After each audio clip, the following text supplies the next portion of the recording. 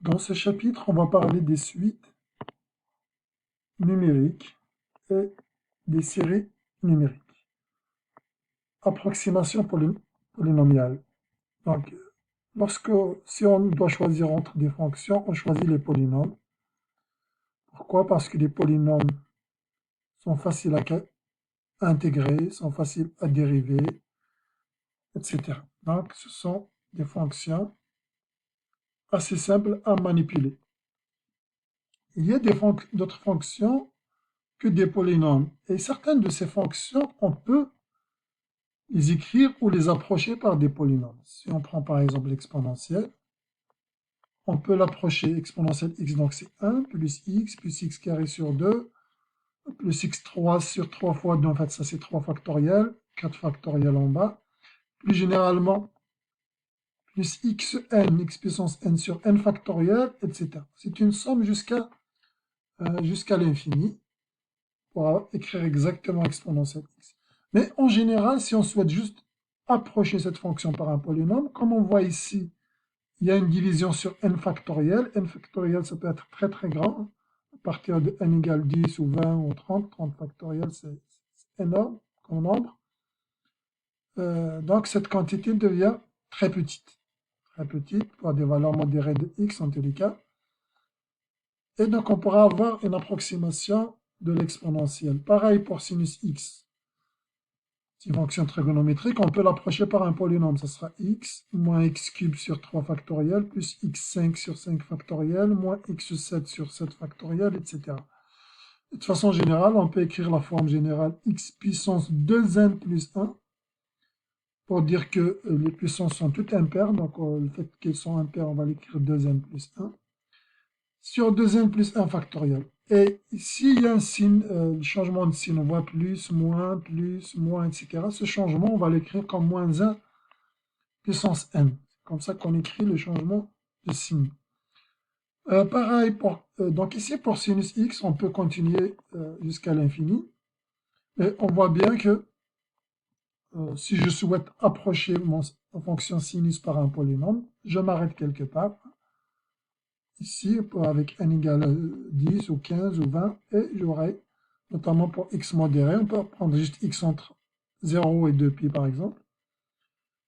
Et là, on pourra calculer la valeur de sinus x avec une très très bonne approximation dès que n est suffisamment grand. Pareil pour la fonction cosinus x, ça s'écrit comme la somme de termes des termes de ce type, x carré sur 2 plus x4 sur 4 factoriel, x6 sur 6 factoriel, etc. Et de façon générale, x de n sur 2n factoriel. 2n pour dire que toutes les puissances sont paires.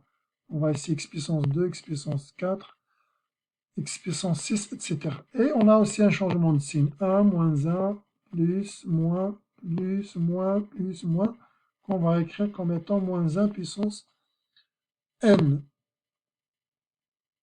Voilà donc comment on pourrait écrire ces fonctions.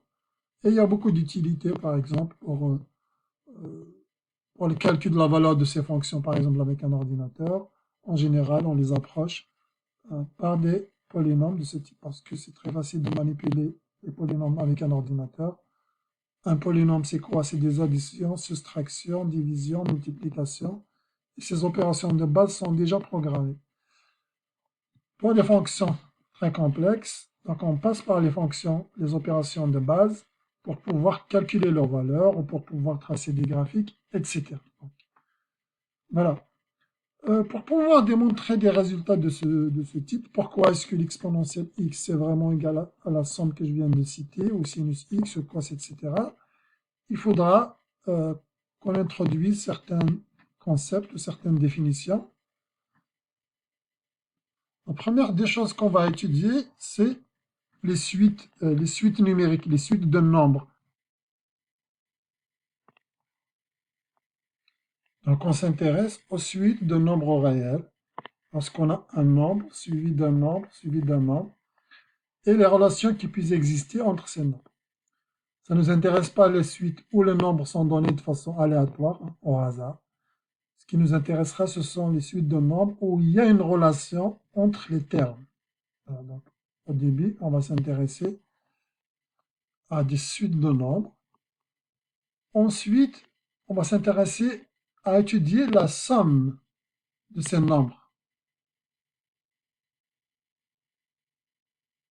C'est ça qu'on appelle les séries. Donc, on va s'intéresser aux séries, qui est la somme de tous les termes d'une suite. Par exemple, 1 plus 4 plus 9 plus 16, admettons, c'est la suite, etc. Donc ici, pour la deuxième suite, ça nous intéressera de sommer tous les termes et de savoir, de regarder qu'est-ce que ça va donner, la somme de tout, de toutes ces quantités jusqu'à l'infini. Suite de nombres réels. Donc une suite de nombres réels, c'est une énumération finie ou infinie de nombres, mais souvent, si on s'intéresse à une suite infinie, de nombres écrits dans un certain ordre, dans un ordre précis. Donc A1, A2, A1 jusqu'à l'infini. Ou parfois, ça commence par A0. Vous pouvez ajouter ou bien A0, A1, A2, AN, etc. Donc il se peut que le premier terme soit, on le note A0. C'est juste une notation, on l'appelle comme ça. Tout dépend.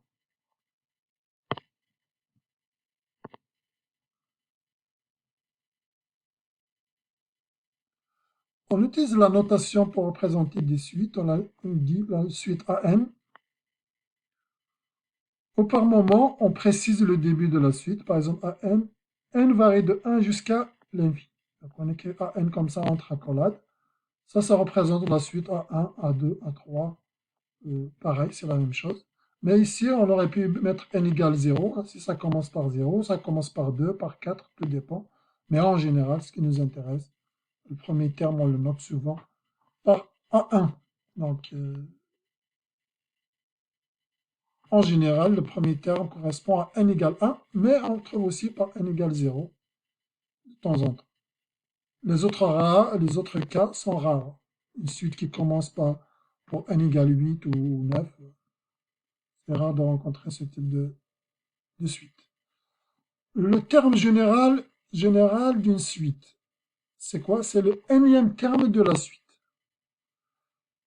Par exemple, si on prend quelques exemples, si on prend une suite de termes général n sur n plus 1, donc ça s'appelle le terme général. Entre accolades veut dire une suite, donc les termes de cette suite, c'est quoi? Donc on suppose ici que le premier terme c'est 1. Quand on dit, si on suppose le premier terme c'est 1, donc pour n égale 1, on obtient 1 sur 1 plus 1, donc on obtient 1 sur 2. Pour n égale 2, on obtient 2 tiers, etc. 3 quarts, 4 cinquièmes, 5 sixièmes, n sur n plus 1, jusqu'à l'infini. Si la suite commence, bien sûr, avec n égale 1, si ça commence en 0, le premier terme sera 0. Comme il n'y a pas de précision ici, on suppose que le premier terme correspond à n égale 1. Regardons une autre suite. Donc, le terme général de la deuxième suite, c'est moins 1 puissance n sur n. Maintenant, quels sont les termes de cette suite? Pour n égale 1, on obtient moins 1 sur 1, donc c'est moins 1. Pour n égale 2, moins 1 au carré, c'est 1. Donc 1 sur 2. Ensuite, moins 1 puissance 3, moins 1, une puissance négative, ça donne moins 1. Et ainsi de suite. Et vous voyez que le signe change à chaque fois, plus 1 sur 4, moins 1 sur 5, 1 sur 6, etc., etc. Moins 1 puissance n sur n, jusqu'à l'infini. Voici donc les termes de ces deux suites. Et le terme tel qu'il est entre accolade, on l'appelle le terme général. Donc, pour la première suite, le terme général, c'est n sur n plus 1, qui correspond au nème terme, le terme numéro n. Et le terme général de la suite, la deuxième suite, donc c'est moins 1 puissance n sur n.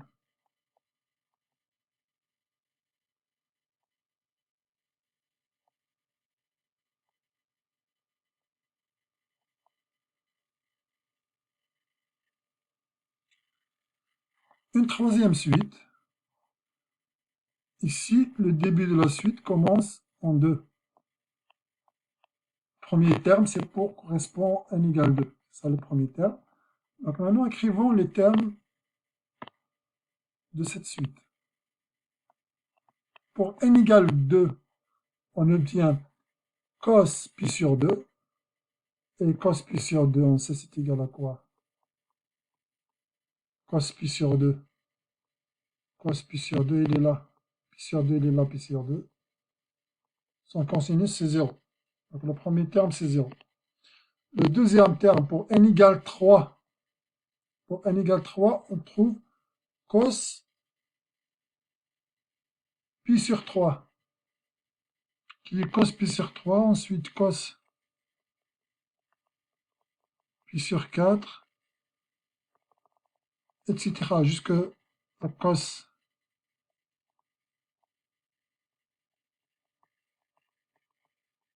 pi sur n jusqu'à l'infini. Bien sûr, on peut traduire cos pi sur 3 par c'est quoi sa valeur, c'est quoi la valeur de ça, etc. Bon, mais on peut garder, on va laisser juste les termes avec l'expression de cosinus.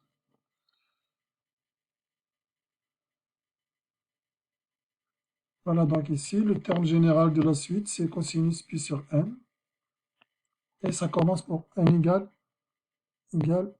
2. Trouvez le terme, la formule du terme général. Donc ça, c'est un tâtonnement. On va tâtonner, on va voir à peu près ça correspond à quoi. Premièrement, on voit un signe qui change. Plus, moins, plus, moins, plus, moins, plus, moins. Donc on peut imaginer AN, le terme AN comme étant moins 1 puissance n fois, dans le numérateur, on voit c'est juste 3, 4, 5, 6, 7, etc. Donc, on peut juste écrire n. Pour le dénominateur, on voit 5, ensuite 5 fois 5, ensuite 5 fois 5 fois 5, etc. Donc, on peut imaginer 5 puissance n. On va juste essayer de voir si le réglage est bon. Pour quand n égale 1, en bas on trouve 5, c'est correct. Mais en haut, on trouve 3 au lieu de 1. Donc on va mettre n plus 2. Comme ça, on va commencer par 3 en haut. Vérifions encore. Quand n égale 1, on voit ici moins 1 puissance 1. Ça donne moins 1 alors que le premier terme est positif. C'est le suivant qui va être négatif. Donc on peut mettre puissance n plus 1. Continuons à vérifier.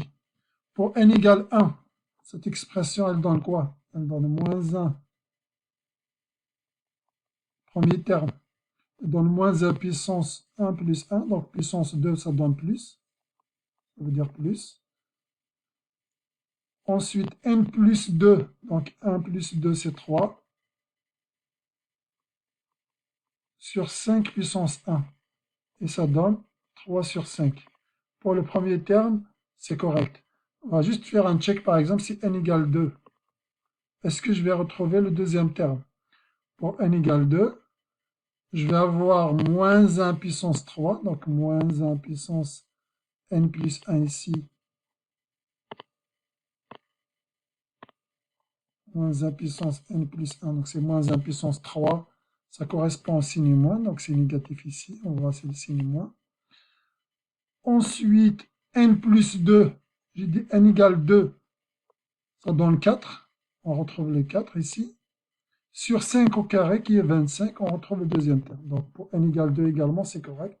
Et on peut vérifier la même chose pour n égale 3, 4, 5, etc. Ce qui revient à dire qu'on vient de trouver, par observation, on vient de trouver le terme général de notre suite, qui est moins 1 puissance n plus 1, fois n plus 2 sur 5 puissance n. Et on peut ajouter ici que n supérieur ou égal à 1. Donc le premier terme, ça va être 1.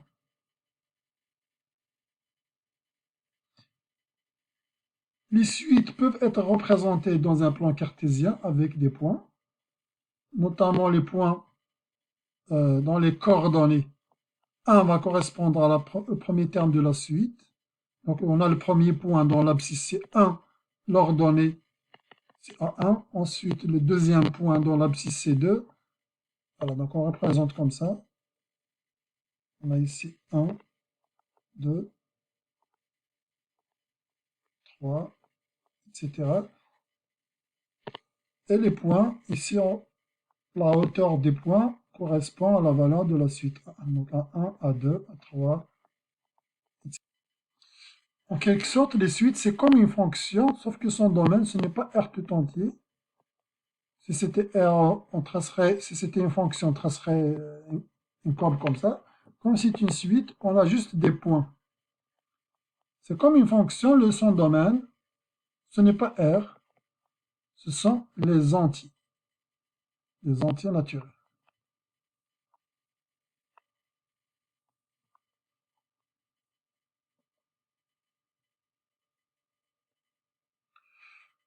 Si on voit graphiquement ici, ça ne semble que les points, si on continue, ça ne semble que ces points-là s'approchent d'un certain nombre, représenté par la ligne droite pointillée, donc il va être égal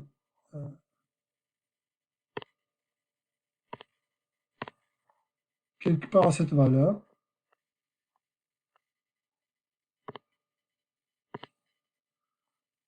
Qui est égal à 1, puisque la suite de ces nombres, on les a, c'est la suite n sur n plus 1 finalement qu'on avait représenté graphiquement avec ces points. Le premier point pour n égale 1, on a dit c'est 1 sur 2, c'est la moitié. Ensuite, 2 tiers, 3 quarts, 4 cinquièmes, etc.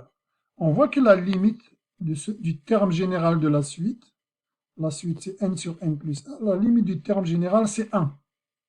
Donc ces points, si on les dessine jusqu'à l'infini, ils vont se coller, à un moment donné, ils vont se coller à la ligne droite horizontale d'équation y égale 1, puisque la limite, c'est 1.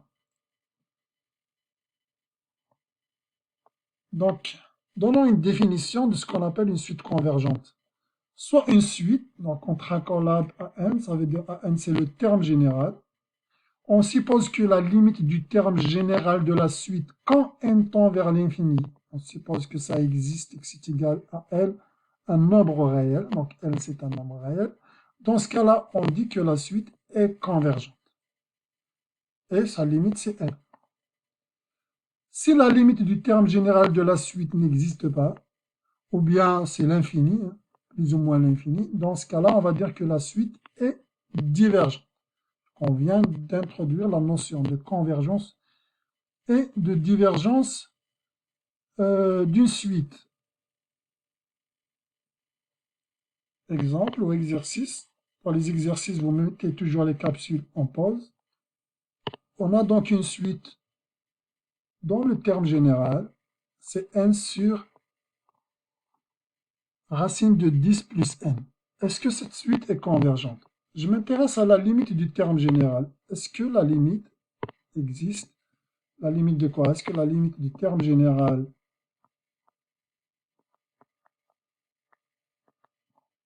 la limite de n sur racine de 10 plus n,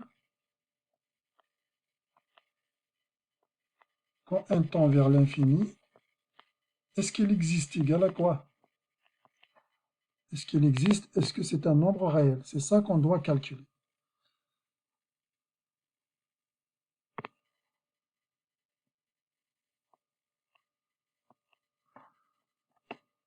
Pour calculer la limite de cette suite, on peut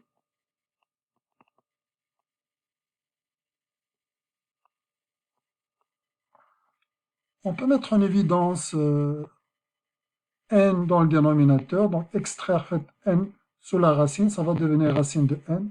Bon, on peut faire plusieurs étapes. D'abord mettre en évidence n, ce sera fois 10 sur n plus 1. Ensuite, on peut le faire sortir de la racine, n sur racine de n.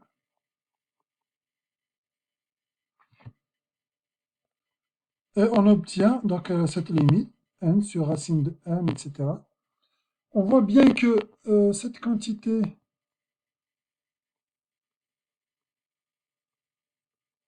elle converge vers quoi quand n tend vers l'infini? 10 sur n tend vers 0, donc ça converge vers racine de 1 qui est égale à 1. Donc finalement, cette limite, c'est la même chose que la limite de n sur racine de n quand n tend vers plus l'infini. Et là aussi, on peut simplifier, puisque n, je peux l'écrire comme racine de n fois racine de n sur racine de n. Et racine de n, il se simplifie. On obtient en fin de compte que ça se résume à la limite de racine de n qui est égale à l'infini.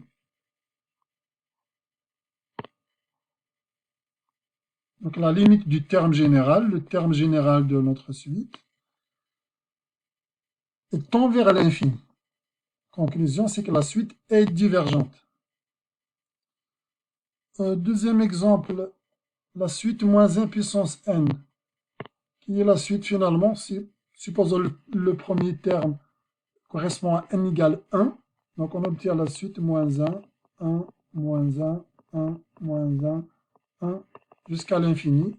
Ça va alternativement comme ça. Si je calcule la limite de moins 1 puissance n quand n tend vers plus l'infini, cette limite n'existe pas. Ça va nulle part, ça va alterner indéfiniment entre moins 1 et 1. Donc, est-ce que la suite est convergente ou divergente? La suite est divergente. Quand la limite n'existe pas, quand la limite du terme général de la suite n'existe pas, la suite est divergente. Un autre exemple, est-ce que la suite moins 1 puissance n sur n est convergente ou divergente? On va chercher la limite du terme général. La limite, le terme général, c'est moins 1 puissance n sur n. N tend vers plus l'infini. Elle est sous la forme, donc, le numérateur va alterner entre moins 1 et 1. Le dénominateur tend vers l'infini. Donc, c'est constante sur l'infini, en quelque sorte. Donc, cette limite, c'est 0. La suite est convergente. Et dans ce cas-là, elle converge vers 0. Sa limite, c'est 0. Donc, elle converge vers 0. On peut ajouter comme explication ici, pour la limite égale à 0, que car, en fait, 1 sur n tend vers 0, quand n tend vers l'infini. Bon, cette écriture, c'est la même chose que de dire la limite de 1 sur n, c'est 0. Okay, donc 1 sur n tend vers 0, et moins 1 puissance n,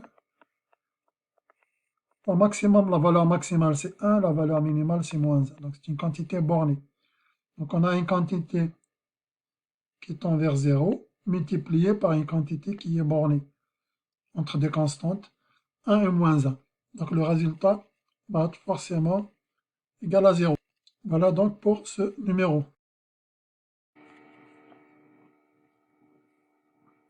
Parlons maintenant du concept de suite croissante et de suite décroissante. Donc une suite est décroissante et croissante veut dire que les valeurs de cette suite montent. Exemple, la suite 1, 2, 15, 28, 37, 42, 48, etc. On voit que à tout moment, le terme de... Donc, le terme de l'étape n est plus petit ou égal au suivant. Si c'est égal, c'est pas grave. L'essentiel plus petit ou égal. Bon, ici par exemple, si c'est égal, admettons qu'on a un terme ici 37, et puis le prochain c'est 37 aussi. Bon, c'est pas grave, la suite reste croissante. Parce qu'ici, si on avait dit AN plus petit strictement à n plus 1, on parle de suite strictement croissante. Ici, on n'a pas dit strictement croissante, on a juste dit croissante. Donc, il peut probablement y avoir égalité entre un terme et le suivant. Mais de façon générale, le terme est plus petit que le suivant, ou bien plus petit ou égal au suivant. Donc, on dit que la suite est croissante. Les valeurs de cette suite sont en train de croître. Quand n augmente, les valeurs de AN augmentent. Ceci, on peut l'écrire en fait, le fait que n plus 1 supérieur ou égal à n, donc, pourra être écrit comme étant n plus 1 moins an, la différence entre le prochain terme et le terme courant, va être supérieur ou égal à 0. Donc, c'est une quantité positive. Et inversement, vous pouvez imaginer la définition du suite décroissante. On peut imaginer, par exemple, 1, ensuite 1 sur 2, 1 sur 3, 1 sur 4, 1 sur 6, 1 sur 8, etc. On voit que chaque terme est plus grand que le prochain.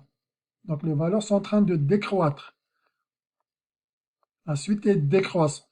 Mais on a dit la valeur du terme courant est plus grande ou égale. Il peut y avoir égalité. Par exemple ici 1 sur 4, ensuite 1 sur 4 aussi. Ensuite 1 sur 6, 1 sur 8. Donc si par moment un terme est égal au suivant, c'est correct, on est toujours dans la décroissance. Si on avait dit strictement décroissante, il faut mettre ici supérieur strictement. Voilà. Et en termes de formule, on peut réécrire que le prochain terme moins le terme courant, il va être négatif. La suite est en train de décroître. Il y a une autre manière, donc, si jamais on souhaite montrer qu'une suite est croissante, on peut faire la différence entre le terme suivant, le terme an plus 1 et le terme an. Et regardez si cette quantité est positive ou nulle. Mais par moment, on peut faire quelque chose de différent, notamment, par exemple, si la suite est une suite à terme positif, on peut calculer le rapport entre an plus 1 et an. Si an plus 1 est plus grand que an, ce rapport va être supérieur ou égal à 1. Et pareil, pour une suite décroissante, on peut calculer an plus 1 sur an. Et ce rapport va être plus petit ou égal à 1 si la suite est décroissante. Mais attention, ici on a besoin que le an soit positif. Les termes généraux vont être positifs.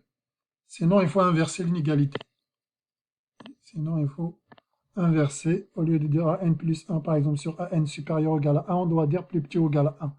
Si les termes de la suite sont négatifs, par exemple. Donc ici, on va se contenter du cas où les termes sont positifs. Pourquoi on donne cette deuxième formule? Selon l'expression du terme général, il arrive que c'est plus facile de montrer que ça est plus grand ou égal à 1 que de montrer que la différence est plus grande ou égale à 0, par exemple. Si on souhaite montrer qu'une suite est croissante. Et de façon similaire aussi pour une suite décroissante. Bien sûr, si j'ai dit an plus 1, donc c'est le n plus 1e terme. Ce n'est pas le terme à n auquel on ajoute une unité, c'est le n plus 1e terme sur le nème terme. Ici, c'est pareil, c'est le n plus 1e terme sur le nème terme. Donc, n plus 1, c'est un indice. C'est l'indice du terme an. C'est une manière de dire que c'est le terme de rang n plus 1. Ce qui est différent de an plus 1. Ici, on a écrit a, indice, n plus 1.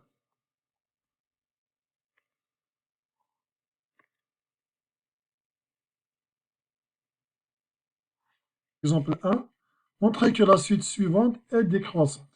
Donc là, appelons le terme suivant, le terme général an, c'est 3 sur n plus 5. Donc le terme suivant, n plus 1, ça va être 3. À n plus 1, je remplace n par n plus 1 dans l'expression n plus 1 plus 5. Donc ça va être 3 sur n plus 6. Ce qui m'intéresse, c'est de voir est-ce que cette suite est décroissante. Donc soit je calcule à n plus 1 moins an, soit je calcule à n plus 1 sur an. Si je calcule à n plus 1 moins n, je dois vérifier si c'est une quantité positive. Si je dois calculer à n plus 1 sur an, je dois voir est-ce que c'est supérieur ou égal à 1 ou pas. Alors ça dépend des suites. Parfois il y a des suites où c'est plus facile de calculer ça, de voir le signe, positif ou négatif. Parfois c'est plus facile de vérifier cette propriété. La deuxième, pour la vérifier, on doit s'assurer que les termes sont positifs, ce qui est le cas ici. 3 sur n plus 5, on voit que ce sont des termes positifs. Pour cet exemple, a priori, c'est plus simple de calculer la différence. Donc, je calcule la différence an plus 1 moins an, qui est égal à 3 sur n plus 6 moins 3 sur n plus 5. J'essaye de faire un dénominateur commun, qui va être donc n plus 6 fois n plus 5. Donc, une fois on a additionné les fractions en mettant le même dénominateur, on simplifie le numérateur. 3n moins 3n, ça se simplifie. Il va rester 15n moins 18n. Donc on aura moins 3n sur n plus 5 fois n plus 6. On obtient donc moins 3 sur n plus 5 fois n plus 6. Le dénominateur est positif, étant donné que n est positif, supérieur ou égal à 1. Le numérateur c'est moins 3, c'est négatif, donc toute la fraction elle est négative. On voit que la différence du terme n plus 1 moins n est négative. Donc la suite est décroissante.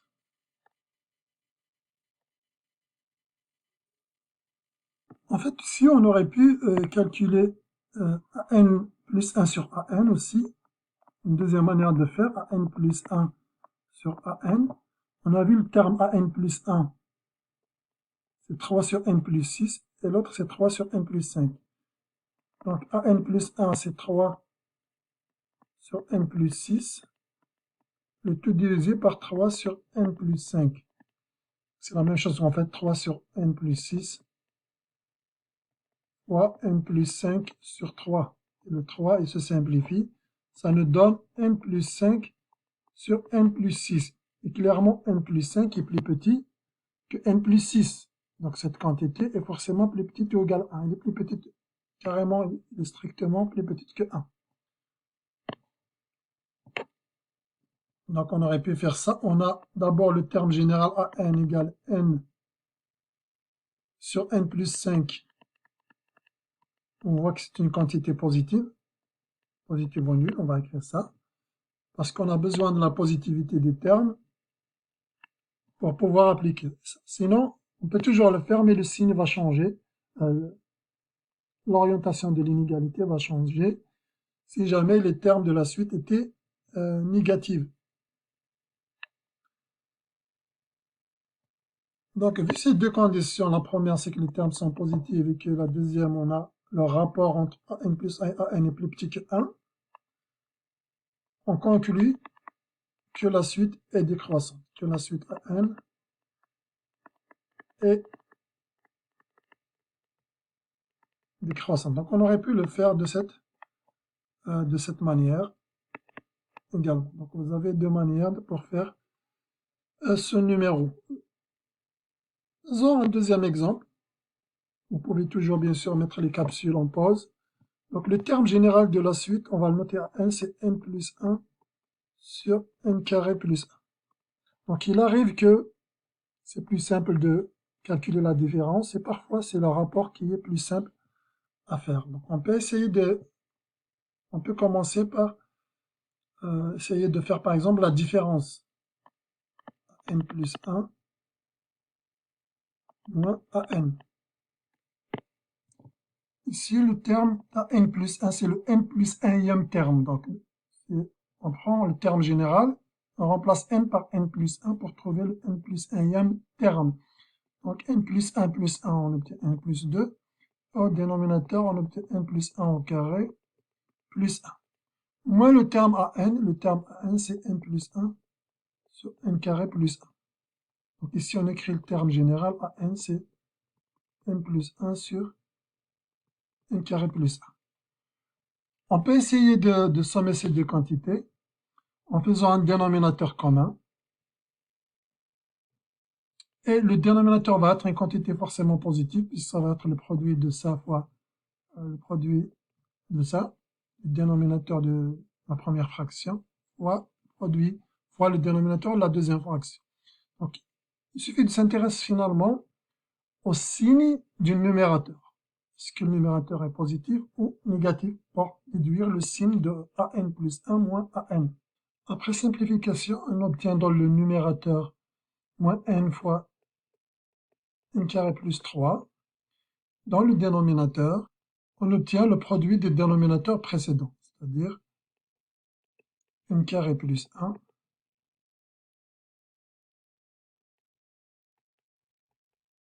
fois n.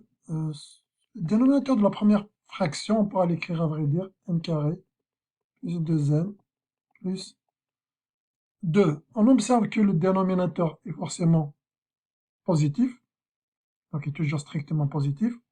Dans le numérateur, donc je répète, le dénominateur est positif.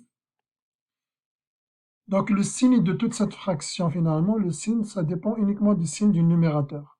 Si le numérateur est positif, elle va être positive. Si le numérateur est négatif, toute la fraction va être négative.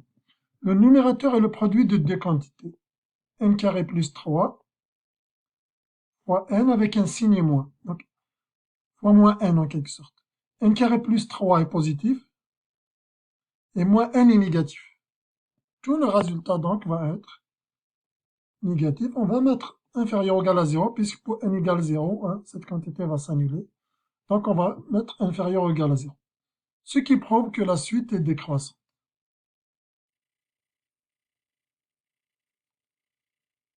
Faisons un autre exemple. N plus 1 sur n carré plus 1.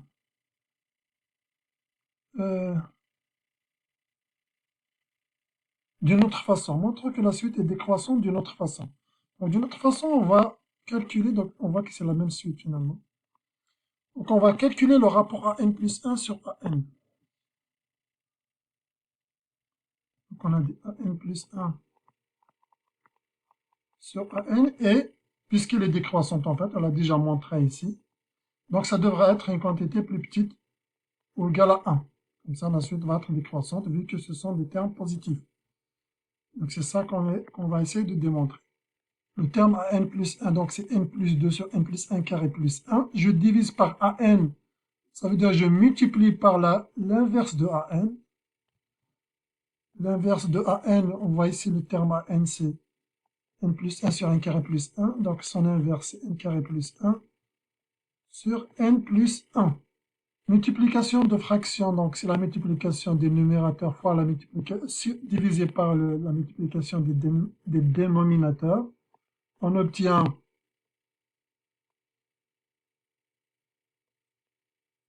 n plus 2 fois n carré plus 1 divisé par n plus 1 au carré plus 1, le tout multiplié par n plus 1. Il peut y arriver que ce soit difficile de prouver que cette quantité est plus petite que 1, mais il arrive qu'on remarque des choses, qu'on fasse quelques manipulations qui vont ressortir des informations intéressantes de cette fraction. Par exemple ici. On voit dans le numérateur comment on peut écrire n carré plus 1 fois n plus 2. On peut l'écrire en fin de compte. En fait, ici, l'idéal, c'est de développer directement, développer le numérateur qui va nous donner n cube plus 2n carré plus n plus 2. Et dans le dénominateur, on obtient n cube. Et donc, le dénominateur, c'est n cube plus 3n carré plus 4n plus 2. Ensuite, on remarque la chose suivante. En fait, ce qui m'intéresse, c'est de voir est-ce que cette quantité est plus petite que 1. C'est-à-dire, est-ce que le numérateur est plus petit que le dénominateur? C'est ça qui m'intéresse. Est-ce que le numérateur est plus plus petit que le dénominateur. Regardons qu'est-ce qu'il y a dans le numérateur et qu'est-ce qu'il y a dans le dénominateur. Le numérateur, il y a n cube. Il y a n cube en bas, plus 2, plus 2. Maintenant, regardons en haut. Les coefficients, les termes en n. J'ai n, j'ai 4n plus bas. Donc, n est plus petit que 4n. 2n carré est plus petit que 3n carré. Donc, forcément, 3n carré plus n est plus petit que 3n carré. 2n carré plus n est plus petit que 3n carré plus 4n. Ça veut dire le numérateur est plus petit que le dénominateur. Et donc, le rapport est plus petit que 1. On peut écrire entre parenthèses car 2n carré plus n est plus petit ou égal, on va mettre au égal, on ne sait jamais, pour n égale 0, ça va être égal, que 3n carré plus 4n. On va mettre n supérieur ou égal à 0. Voilà, je répète, le numérateur est plus petit que le dénominateur, car cette quantité est plus petite que cette quantité. Les autres quantités étant égales. Par voie de conséquence, étant donné que le terme général à n, on va mettre supérieur ou égal à 0, on a affaire à une série, une suite de termes positifs. Donc le terme étant positif, j'ai le rapport est plus petit que 1. Le rapport entre an plus 1 et an, bien sûr.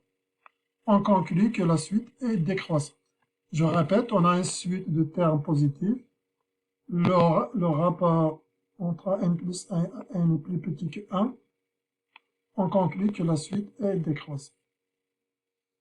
Exercice. Montrer que la suite est croissante. On aurait pu poser la question ici directement, quelle est la nature de cette suite? Quelle est sa nature? Est-ce qu'elle est croissante ou décroissante? Ici, on a dit directement montrer qu'elle est croissante. Voilà, donc on pose à n, le terme général, c'est n carré sur n plus 1. On peut soit calculer à n plus 1 moins à n, soit à n plus 1 sur à n. Faisons à n plus 1 sur à n cette fois-ci, et je vous laisse en termes d'exercice. D'ailleurs, lui-même, c'est un exercice. Vous devez donc mettre la capsule en pause et essayer de le faire avant de pouvoir le corriger. Disons que je vais faire en regardant le rapport an plus 1 sur an. N'oubliez pas que an plus 1, je remplace n par n plus 1 dans cette expression. Donc, j'obtiens n plus 1 au carré sur n plus 1 plus 1, donc sur n plus 2. Je divise par an, ça veut dire je multiplie par l'inverse de an. Et l'inverse de an, c'est n plus 1 sur n au carré. Qu'est-ce qu'on obtient en fin de compte? On obtient la chose suivante. N plus 1 au cube divisé par n plus 2 finalement, fois n carré. On peut écrire comme n plus 1 au cube divisé par n au cube plus 2n carré. Là, on peut essayer de voir est-ce que cette quantité est supérieure à 1 ou plus petite que 1, c'est-à-dire est-ce que le numérateur est plus grand que le dénominateur ou pas. Et on sait, on connaît la formule pour le calcul n plus 1 au cube. On sait que c'est égal à n au cube plus 3n carré plus 3n plus 1. Dans le dénominateur, qu'est-ce qu'on a? On a n cube plus 2n carré plus 0n plus 0, constante 0. On voit les termes communs n cube, n cube. En fait, ce qu'on va voir, est-ce que le numérateur est plus grand que le dénominateur? Si c'est le cas, le rapport va être plus grand que 1. Regardons qu'est-ce que contient le numérateur. N cube, n cube. Ensuite, les termes en n carré, j'en ai 3 ici, j'en ai juste 2. Les autres termes, il n'y en a même pas d'autres termes en bas. Donc forcément, cette quantité est forcément plus grande que 1. On peut mettre, donc cette quantité est plus grande que 1, on peut mettre pourquoi? Car on voit clairement que 3n carré, et encore plus, si je lui ajoute 3n plus 1, est forcément supérieur à 2n carré. Déjà 3n carré tout seul est plus grand que 2n carré. alors que 3n carré plus 3n plus 1, forcément plus grand que 2n carré.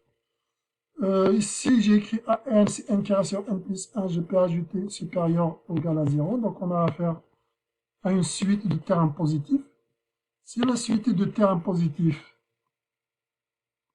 je compare le rapport.